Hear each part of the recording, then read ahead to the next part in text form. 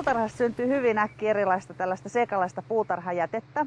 Esimerkiksi ruohosilpusta, kitkemisjätteistä, lehdistä ja sen semmosista. Niin sitä ei kannata hävittää puutarhasta, vaan ne kannattaa ilman muuta kompostoida.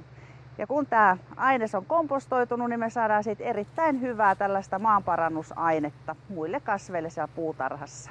Näppäräsorminenhan tekee sen lehtikompostorin ihan itse, mutta markkinoilla on saatavilla useita erilaisia malleja. Mulla on nyt tässä tällainen maisemakompostori nimeltänsä Kivi, ja valitsin sen ihan sen takia tähän, koska tämä on hyvin tämmöinen kivinen tämä maasto, ja mä ajattelin, että me saadaan sitten maisemoitua tämä meidän kompostori sitten hyvin tähän ympäristöönsä.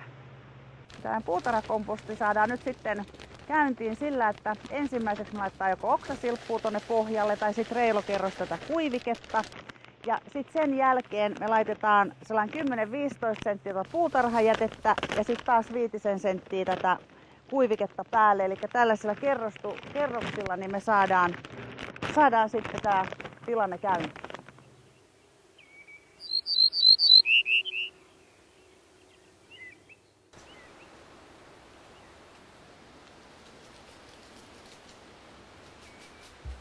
Jos tuo puutarhajäte on liian kuivaa, niin silloinhan tämä kompostoituminen ei lähde liikkeelle, vaan sitä täytyy kastella ihan tavallisella vedellä. Mutta siinä kannattaa olla sitten pikkasen varovainen myöskin, sillä jos se menee liian märäksi, niin tämä jäte mätänee eikä kompostointi lähde käyntiin.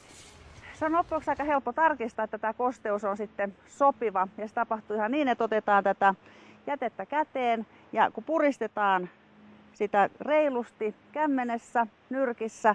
Jos sieltä pari tippaa tulee nestettä ulos, niin silloin me tiedetään, että asiat on ihan kunnossa.